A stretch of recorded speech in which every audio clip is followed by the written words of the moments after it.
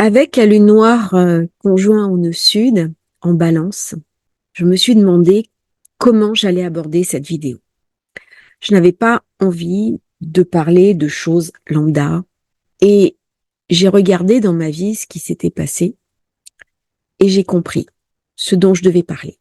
Vous avez une balance avec un symbole très important qui est la pesée des âmes. Dans la tradition égyptienne, eh bien, la lune noire balance conjoint au nœud sud, c'est ça. On va parler de la tradition, on va parler de ma propre expérience et de comment on peut vivre au mieux ce passage initiatique. Lune noire nœud sud, ça vient me parler de karma, ça vient me parler d'archétypes, ça vient me parler de ce qu'il y a de plus ancien en nous, au plan culturel, au plan de notre mémoire. Le mot qui m'est venu est jugement des dieux. Pour moi, ce n'est pas de la théorie. Lorsque j'avais 8 ans, j'ai eu un très grave accident, un jeu d'enfant. J'ai eu un éclatement de la rate et derrière, j'ai fait une EMI. C'est-à-dire, je suis passée de l'autre côté et je suis revenue. J'en ai témoigné en 2020 et la vidéo a été montée, c'était sur une autre chaîne, en 2021. Il y a quelques jours, j'ai parlé de cette expérience en consultation. Ça m'a bouleversée puisque je n'ai pas été très loin dans l'expérience, mais j'ai une amie de ma maman qui a vécu une expérience similaire et qui, elle, parle clairement de ce jugement où elle s'est retrouvée devant les guides de lumière au cours de son NDE, EMI. Les Égyptiens parlaient du jugement de Maat. Qu'est-ce que c'est que Maat? Eh bien, il y avait la pesée des âmes entre le cœur, c'est-à-dire les actions que vous avez faites, et la plume de Maat. Maat est une déesse de l'Égypte antique qui est gardienne de l'équilibre. Et l'équilibre se fait forcément dans la compréhension de la justice. S'il n'y a pas un équilibre cosmique, s'il n'y a pas un équilibre divin, eh bien la société dans laquelle on vit bascule dans l'injustice. Et c'est Maat qui est gardienne de cet équilibre aussi bien cosmique, universel, céleste que divin, c'est le jugement des dieux. Et donc, si le cœur est plus léger que la plume de Maat, je vais rejoindre les justes. Si au contraire, c'est un cœur de pierre et il est plus lourd que Maat, je vais être dévoré par Amit et mon âme sera perdue. C'est la première tradition des Égyptiens qui va parler de ce jugement divin, jugement que certains ont vu durant une EMI. On retrouve aussi à Babylone, à Sumer, le code d'Hammurabi. Nous avons l'information grâce aux travaux du père Jean-Vincent Scheil, professeur d'assyriologie à la Sorbonne, qui a découvert la stèle où étaient inscrites les pratiques de ce code. C'est-à-dire le jugement était perçu comme la manifestation divine dans l'incarnation de la volonté des dieux. S'il y avait violation de la loi, en fait, ce n'était pas simplement la violation de la loi des hommes, c'était encore plus au-delà, la violation de la loi des dieux. Et nous avons bien entendu dans l'Ancien Testament Moïse avec les tables de la loi. Au départ, Moïse va monter, recevoir ces tables. Ce sont des tables de la bienveillance. Et puis le peuple a fauté, on connaît l'histoire. Les premières tables vont être brisées. Moïse va retourner et ça va être des tables de la rigueur. Et Moïse va lui-même être puni. Il verra la terre promise. Il ne pourra jamais y rentrer. Son corps repose au mont Nebo, qui est un lieu de pèlerinage pour les 3 traditions du livre. Le mont Nebo est en Jordanie et vous avez un paysage devant vous absolument stupéfiant où vous pouvez contempler toute la plaine du Jourdain. C'est un haut lieu énergétique et comme tous les hauts lieux énergétiques, eh bien, régulièrement, il y a des tensions, il y a de la guerre. Et pourtant, la première loi de la table de Moïse, c'est tu ne tueras point. Plusieurs fois, j'ai parlé de cette loi des hommes qui correspond aussi à la loi divine, comme s'il y avait un lien entre les deux. J'ai souvent dit, en tant qu'ancienne avocate, Il n'y a que deux manières d'organiser la société, soit par le droit, soit par le chaos. Je n'y peux rien, il n'y a pas de troisième voie. La troisième voie n'existe pas. Pas dans l'état actuel de l'évolution de notre conscience. Bien entendu, on peut rêver d'une société beaucoup plus éthique, beaucoup plus responsable, où il y ait une libéralisation de la loi. En attendant, c'est pas ce qui se passe. Et on voit l'ensauvagement au quotidien, notamment à travers les choses qui se passent sur les enfants. Une petite fille qui a été renversée sur un passage protégé avec son frère, un enfant qui a été fauché à Marseille. Pareil, une violence urbaine contre les enfants n'est pas admissible, ni au regard de la loi des hommes, ni encore plus au regard de la loi divine. C'est aussi ça que la lune noire en balance vient nous raconter. Qu'est-ce qui est admissible, qu'est-ce qui ne l'est pas. Et quand la lune noire se fâche, ça devient très violent. Il y a des choses qui ne sont pas admissibles au plan de l'éthique. Dans les trois religions du livre, on parle de ce jugement, on parle de cette justice. Chez les Hébreux, nous sommes redevables de nos actes. Il y a aussi le Yom Kippour, le grand pardon. Chez les chrétiens, il y a le jugement dernier avec deux passages. D'une part, le jugement individuel lorsque j'arrive de l'autre côté, où je suis jugée en fonction de mes actes. La Bible parle aussi de cette révélation par rapport à la chute de Babylone, qui était le mal incarné et qui va être jugé de manière collective.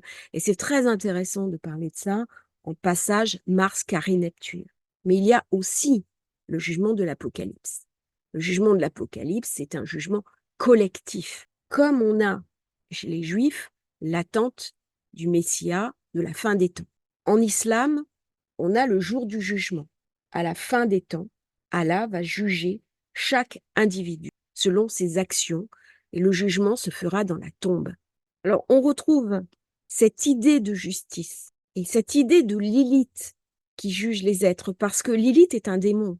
Mais le but de Lilith, c'est d'être aussi dans une forme de rédemption, de libération. Qui peut libérer Lilith? Eh bien, chacun d'entre nous individuellement. Nous pouvons accéder à la meilleure version de nous-mêmes. Nous ne sommes pas parfaits, mais nous pouvons nous parfaire. Pourquoi? Dans un but éthique, d'une part, mais aussi dans un but de prière au divin. C'est-à-dire que si je reste persuadée qu'il y a une transcendance, qu'il y a une immanence au-delà de moi, une conscience qui perdure au-delà de ma vie, je rentre dans l'expérience Lilith, je vais apurer mes ombres, mais au-delà de moi-même pour l'offrir au collectif. Il y a une rencontre, on est dans le signe de l'autre. La maison 7, je ne suis pas dans moi en maison 1. Je suis dans la relation du moi avec les autres.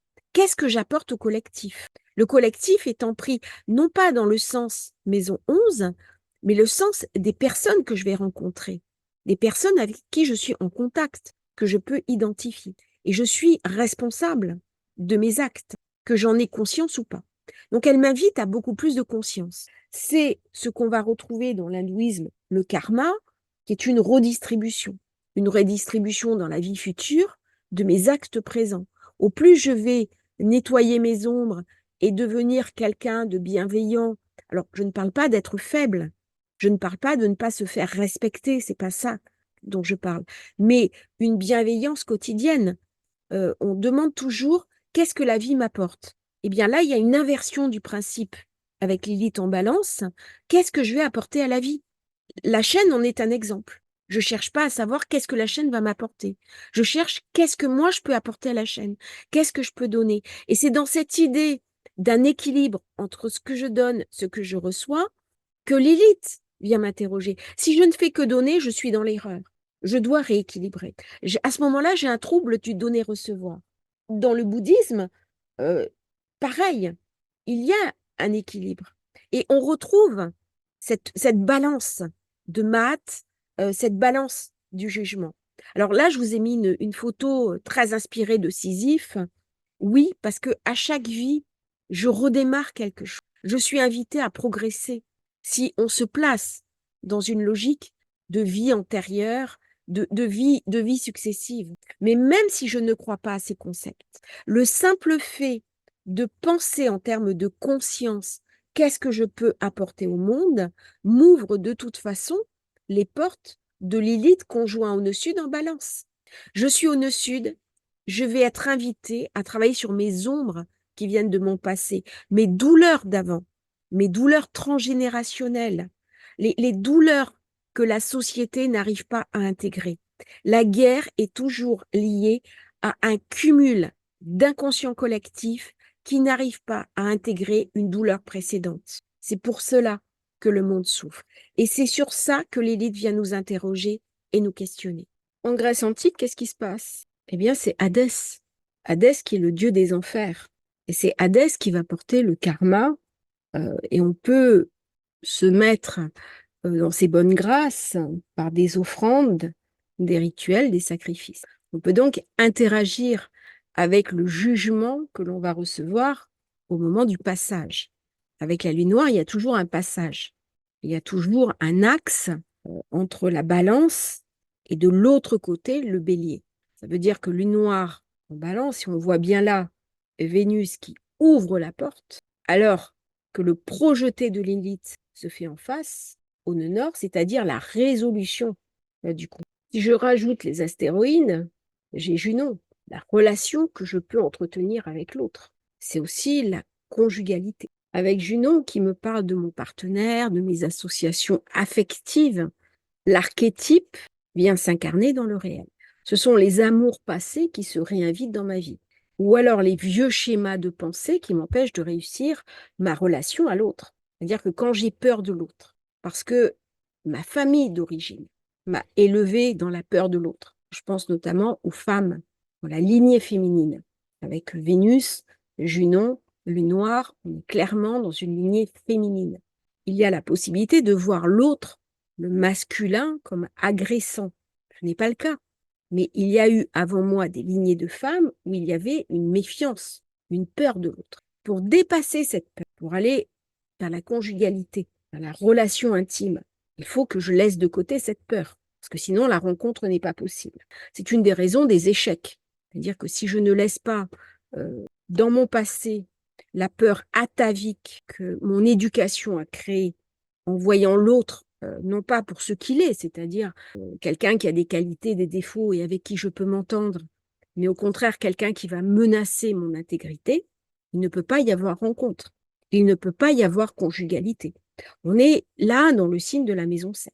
C'est ce que vient me raconter aussi Pluton, Pluton qui a beaucoup à voir avec la lune noire. Parce que Pluton vient me parler aussi de karma. Il vient me parler de jugement. Avec la lune noire, on est dans quelque chose qui m'obsède. Et c'est ce vide qui rend la chose obsédante. Si vous êtes en couple, ça marche pas, c'est pas ça la question. Vous n'êtes pas obsédé par l'idée de la rencontre. C'est quand on n'est pas en couple, si on a un besoin de conjugalité, ce n'est pas toujours le cas. Mais si j'ai le besoin de la rencontre, ça va devenir obsessionnel. C'est-à-dire le vide va créer un manque. Et ce manque va s'inviter très souvent dans ma tête. C'est-à-dire ça va canaliser une partie de mes actes, de mes actions, de mes pensées et aussi de l'énergie de vie que je ne pourrais pas mettre ailleurs. Donc ça vient me priver en même temps d'une énergie dans ma vie au quotidien. Alors je pense en particulier pour les personnes qui sont en recherche de relations affectives. Si une personne est célibataire, qu'elle vit très bien son célibat, alors il y a une différence entre ce que je dis, ce que je fais, ce que je suis. Et quand il y a un alignement entre les trois, pas de problème. Mais si la personne a un manque, a un vide, ce que vient raconter la lune noire, eh bien à ce moment-là, elle est invitée aussi à lâcher des schémas du passé, des schémas toxiques qui ont pu être donnés par son éducation. Hein, on est clairement dans des schémas anciens, des schémas où il y a eu des lignées de femmes. On parle des femmes, parce qu'avec ces positions-là, c'est plus du féminin. On va parler après du masculin. Où si tu rencontres un homme, tu vas tomber enceinte et le clan va te rejeter. Pendant très longtemps, en France, c'est ce qui se passait. La mère célibataire était omise de la société. C'est encore valable dans certains pays, où si une femme a une relation hors mariage, elle est lapidée, au sens symbolique, voire au sens réel. Elle peut même être mise en prison, voire exécutée. hein, dans les cas les plus extrêmes. Dans cet axe nœud sud, nœud nord, on est dans l'axe essentiel qui porte la vie. Le bélier, c'est la naissance, c'est qui je suis, et la conjugalité en face, l'association, le partenariat, c'est ce qui va engendrer le troisième point, qui est l'enfant. Alors, bien sûr, au jour d'aujourd'hui, dans la modernité, on n'a plus besoin d'être dans la conjugalité pour avoir un enfant. Mais c'est très récent. C'est-à-dire que nos archétypes mentaux n'ont pas encore assez évolué. Les femmes ont besoin d'une stabilité, d'une construction, d'une réalité type maison 7 pour créer l'engendrement. Au niveau du masculin, parce que là j'ai parlé du pôle féminin, on va essayer de parler du pôle masculin. Alors je vais vous parler de la loi, je vais parler de l'équilibre, mais c'est aussi la capacité qu'a un homme de suivre la loi de l'espèce, la loi de Math, mais aussi une loi biblique qui est père et mère, tu quitteras. Et s'il n'y a pas la capacité de couper la relation avec la mère que la lune noire vient raconter, c'est-à-dire que la mère, quand l'enfant est petit, elle est lunaire, elle est protectrice. Mais si en grandissant, la mère ne reste pas à sa place, c'est-à-dire qu'elle empêche le fils de prendre sa place, si elle est sans arrêt en train de vouloir le protéger, d'interagir dans sa vie, d'interagir sur ses relations, de contaminer la relation qu'il peut avoir avec sa compagne, en disant mais ta femme ceci, ta femme cela, ça existe, eh bien la conjugalité, donc Junon, ne pourra pas se mettre en place. Ça va rendre toxique la relation.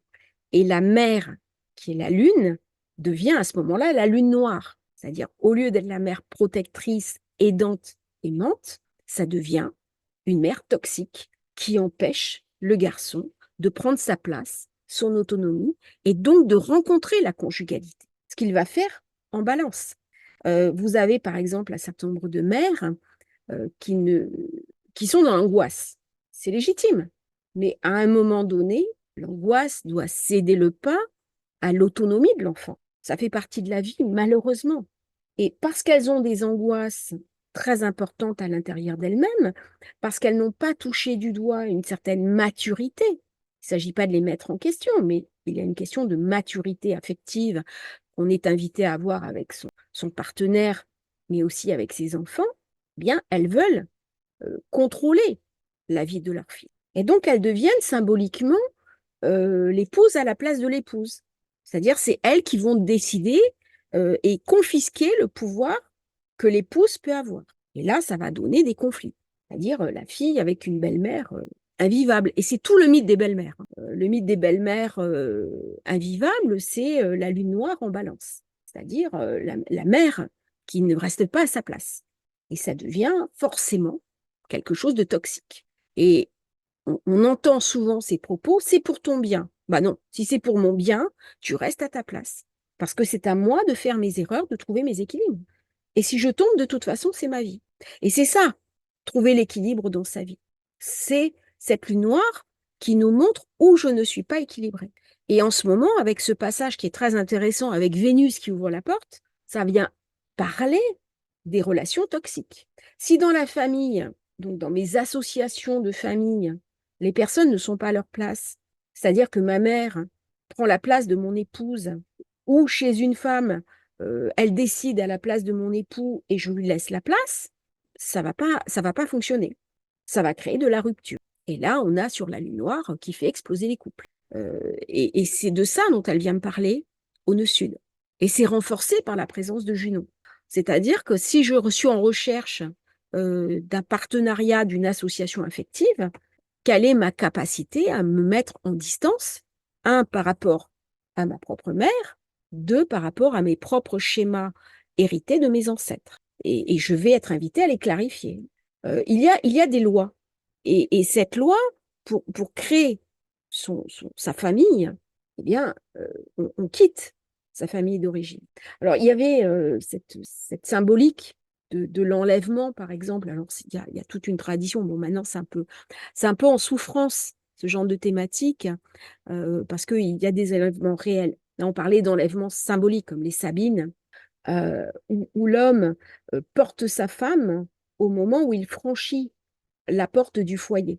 C'est-à-dire, il avait épousé la femme devant la tribu, devant sa famille, et il porte son épouse un petit peu comme un enlèvement pour bien lui montrer, lui signifier que c'est elle la maîtresse du foyer. Et la maîtresse du foyer, c'est Junon.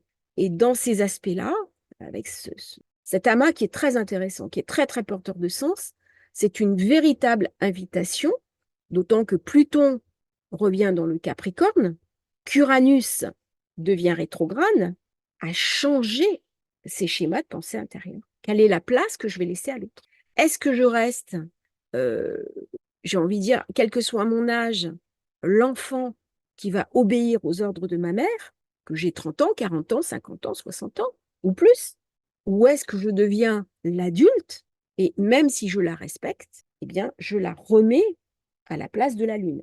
C'est-à-dire, à un moment donné, ça va passer par je la remets en place et je n'accepte plus sa loi. Sinon, si je subis la loi matriarcale, eh bien, on rentre dans le matriarcal absolu, qui est forcément toxique, qui est la lune noire. Et ce passage-là, eh bien, c'est un passage de nettoyage. C'est une invitation à regarder comment on se comporte avec l'autre, comment je suis encore enlisée par des vieux schémas. Alors, on peut aller encore plus loin sur la compréhension de mon propre féminin. Et là, ça va ouvrir des réflexions sur comment ma mère a pu me critiquer en tant que femme, comment elle a pu me valoriser en tant que femme. C'est le regard de l'autre qui me donne ma place. Mais à un moment donné, c'est pas le regard de ma mère qui doit me regarder ma place, c'est le regard de mon partenaire ou de ma partenaire. Pareil pour un homme. C'est pas à ma mère de me dire que je suis un homme bon ou un homme bien, ou que je fais bien le job en tant qu'époux, en tant que parent. C'est d'une part, c'est moi-même, donc c'est me revaloriser au bélier dans mon propre regard, mais c'est aussi dans le regard de la mère ou du père de mes enfants. Et là, la lune noire, qui est obsédante, me crée un vide. Elle me crée un manque. Et ce manque est d'autant plus créé que je n'ai pas euh, comblé mes vides, d'une part, mais surtout travailler sur des schémas de pensée erronés en ce qui concerne le couple, le juste et les partenariats. Au-delà de ça, c'est vraiment la question de l'équilibre. J'ai parlé en début de vidéo du sens du juste. Qu'est-ce que la justice? Qu'est-ce que c'est qui est juste? Et la justice des hommes est forcément en lien avec une sorte de justice immanente, une justice transcendante, une justice divine. Si je suis dans une société où il n'y a plus la foi, je ne parle pas du religieux, mais où il n'y a plus une conscience sacrée, eh bien, je vais imaginer que voilà, il y a des rétributions judiciaires, mais c'est pas très grave. Par contre, quand on parle de loi humaine et de loi divine, et je pense notamment à tu ne tueras point, eh bien, on est invité à faire respecter cette loi de manière ferme. Parce que si on ne le fait pas à titre humain, eh bien, non seulement on déséquilibre le tissu social, la balance, c'est aussi la cohésion, c'est aussi l'harmonie. On voit bien ce qui se passe en ce moment au niveau collectif, au niveau d'un ensauvagement de la société, on est sur une rupture d'harmonie, de cohésion sociale. Et c'est lié aussi à cette violence dans le tissu social. Et je suis invitée à faire régner euh, une certaine justice pour protéger le tissu social, mais d'une manière plus globale, en lien avec une certaine forme de sacré. Parce qu'il y a une cohérence. Et dans une société qui s'est complètement coupée du sacré, eh bien, ça va poser un gros problème. Parce que je vais me réfugier dans un humanisme bontain euh, où je vais toujours pleurer, mais je vais pleurer sur le bourreau. Et on est dans une inversion de valeur. Alors, l'inversion de valeur, c'est Pluton, c'est la lune noire. Et c'est très important, quand on voit ces configurations-là, de savoir où je mets ma compassion. Et il ne faut pas se tromper de cible. Ne pas se tromper de cible, c'est porter au nœud nord, mais ça va être encore plus euh, à clarifier quand le nœud nord va arriver en conjonction à Neptune et qu'on va activer une autre conscience. Donc ne pas se tromper de cible, c'est à titre collectif, mais c'est aussi à titre individuel. C'est faire le point. Et faire le point sur son éthique personnelle, sur le sens du juste, comment j'incarne dans le quotidien le sens du juste, comment je me situe par rapport aux autres, comment je me situe par rapport à mes affects. Beaucoup de personnes qui viennent me voir, qui sont célibataires, qui ont une douleur par rapport à ça. Je ne parle pas de dépendance affective. Personnes qui m'ont dit, voilà, je me suis occupée de mon travail, de mes enfants. Maintenant, j'ai envie de faire entrer quelqu'un dans ma vie. Et à quel point c'est difficile, la rencontre. Et ça va à l'encontre de ce que nous sommes. Parce que nous sommes des êtres qui avons un besoin de sociabilité. Il y a en nous aussi cet instinct archaïque de nous associer à l'autre. C'est le sens de la famille, c'est le sens du clan. Ce matin, je parlais en disant nous sommes des mammifères par le cancer. Eh bien, ça fait partie des instincts que nous avons. Alors, chez certains, c'est plus développé que d'autres. Si c'est pas développé, c'est pas un problème. Mais si je vis cette demande et que je n'arrive pas à la réaliser, ça va forcément créer chez moi de la souffrance, de la douleur, et ça va me confisquer mon énergie, type le noir balance. J'espère que cette vidéo vous aura intéressé. N'hésitez pas à vous abonner à la chaîne. C'est très important pour nous soutenir. Ça me motive à faire d'autres partages. Vous avez un lien également pour rejoindre la newsletter. Plein d'informations que j'envoie plusieurs fois par semaine qui viennent compléter un petit peu les vidéos de la chaîne. À bientôt sur Astrologie Facile.